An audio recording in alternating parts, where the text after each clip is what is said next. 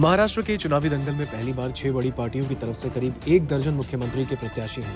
इनमें सबसे ज्यादा सीएम पद के उम्मीदवार कांग्रेस में हैं। ओल्ड ग्रैंड पार्टी में अभी कम से कम 4 ऐसे चेहरे हैं जो कि सीएम पद के दावेदार हैं। शरद पवार की पार्टी एनसीपी में 2 और बीजेपी में 2 ऐसे चेहरे हैं जिनके भविष्य में सीएम बनने की चर्चा है।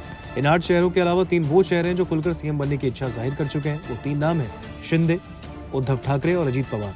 महाराष्ट्र में मुख्यमंत्री पद के इन सभी दावेदारों के बारे में हम आपको बताने जा रहे हैं। वर्तमान मुख्यमंत्री एकनाथ शिंदे फिर से सीएम पद के दावेदार हैं। उनकी पार्टी शिवसेना शिंदे गुट महाराष्ट्र की करीब 80 सीटों पर चुनाव लड़ रही है। 2022 में शिंदे ने जब बगावत की उस वक्त उनके पास सिर्फ 40 विधायक थे, लेकिन बीजेपी ने सीएम की कुर्सी उन्हें सौंप दी। कहा जा रहा है कि अगर इस बार भी कुछ इस तरह का समीकरण बनता है तो शिंदे को मुख्यमंत्री की कुर्सी मिल सकती है।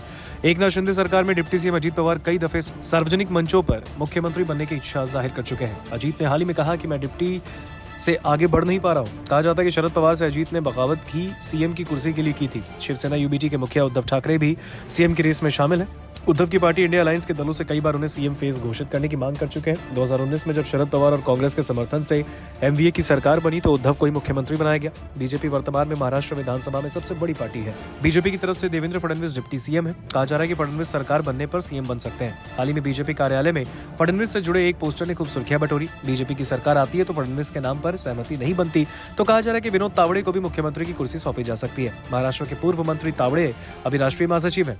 शरद पवार को छोड़ दिया जाए तो एनसीपी शरद में मुख्यमंत्री पद के 2 प्रमुख दावेदार हैं। इनमें पहला नाम सुप्रिया सुले और दूसरा नाम जयंत पाटिल का है।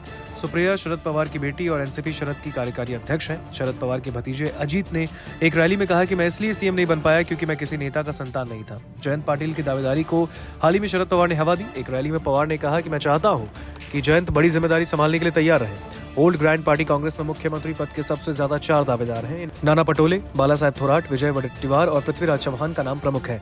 पृथ्वीराज चौहान महाराष्ट्र के पूर्व सीएम रहे, वर्तमान में विधायकी लड़ रहे हैं।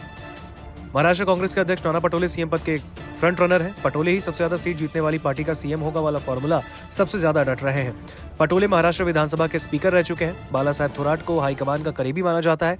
हाल ही में जब सीट शेयरिंग का पेच फंसा तब हाईकमान के कहने पर कांग्रेस ने थोराट को आगे बढ़ाया। ओबीसी चेहरा विजय वडेट्टीवार अभी विधानसभा में नेता प्रतिपक्ष है और उन्हें मुख्यमंत्री पद का दावेदार माना जाता है। नमस्कार, मैं हूं मानक गुप्ता। अगर आपको हमारा ये वीडियो पसंद आया हो तो इसे लाइक और शेयर जरूर करें और हां, हमें सब्सक्राइब और फॉलो करना ना भूलें ताकि आप देश और दुनिया की कोई खबर मिस ना करें।